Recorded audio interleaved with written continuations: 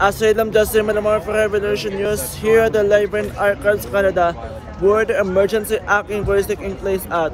Folks, yesterday I got the chance to talk to Marazzo and ask him some couple questions. But here's the thing here with Marazzo, folks. He's so very hostile towards the mainstream media that he even refused to answer a couple questions from them. But of course, can you blame him? No, of course not, because what mainstream media has been lying for 2 years now. But well, basically you can just see that Marazzo is a guy who is very happy and more than gladly to talk and answer some couple questions from independent journalists, including yours truly. But of course, here folks, see for yourself how that interaction went with Marazzo yesterday. Once again here folks, see for yourself, check it out. Mr. Marazzo, do you mind answering some couple questions? Revolution News Independent Media. Yeah. Alright, so you testified yesterday and you said that the financial burden that you had when the banks froze your account. So can you just go on and clarify what actually happened with the whole situation with yours when you decided to leave the Ottawa when the Emergency Act was invoked? Well, like everybody else that was involved, they did freeze my bank accounts, all my joint accounts with my spouse. They actually went after my first wife. Well, they contacted her to go after my first wife's bank accounts, and I was prevented from paying for my son's heart medication. And but my accounts were unfrozen successfully because of a lawyer that wrote to the banks and got everything. But my accounts, as soon as the Emergency Act was revoked, I got access to my money again. But for about 10 days, I had no access to money of any kind. And I actually had to get a donation of cash to buy fuel to drive out of the city. And the other part here is that today is that it was being clarified that the negotiation, kind of that deal that's supposed to be completed, was not struck on. So do you have any thoughts on that?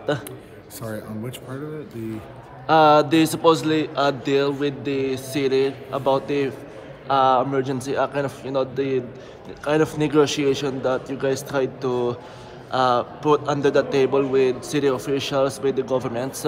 Yeah, so we had a deal that we were doing with the city officials that were unelected in some of the police, but there was some interference on the part of the leadership of the police department that sort of scuttled the entire deal. But eventually we did try to get to it, but by then the relationships were just too muddied, and it didn't go through the way we wanted.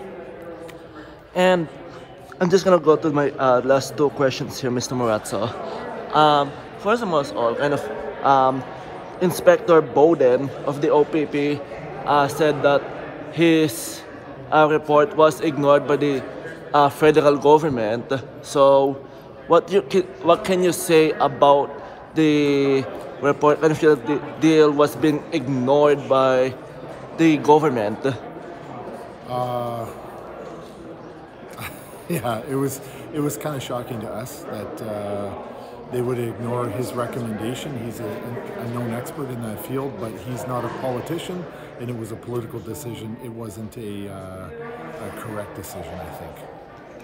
All right, one last thing here, Mr. Marazzo, is that what do you say to the fact that the governments, talking about two highest ranking government officials, talking about Prime Minister Justin Trudeau and Public Safety Minister Michael Mendicino, keep saying that the Emergency Act was necessary and so forth? Can you just give me your thoughts on that? They just lied. They just lied. Outright, bold-faced lied to the public. It wasn't required, and we're seeing that actually transpire now. The testimony's coming out, and their lies are being exposed. So there you have it there, folks. You can just see that, well, basically Marazzo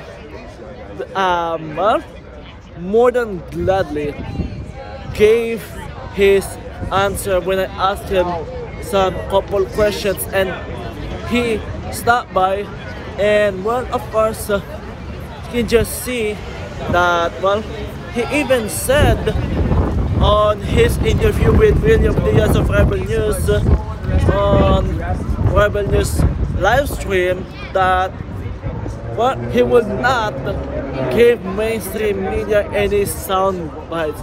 Got that here, folks? So basically, he's a guy that would answer questions from independent journalists only.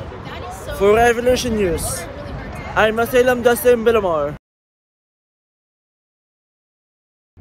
Folks, if you want to be kept up to date on what's happening at the Emergency Act Inquiry, including my live tweets and some clips and highlights that occurring at the Emergency Act Inquiry, by heading over to revolutionnews.ca/Emergency Act Commission. That's revolutionnews.ca/Emergency Act Commission.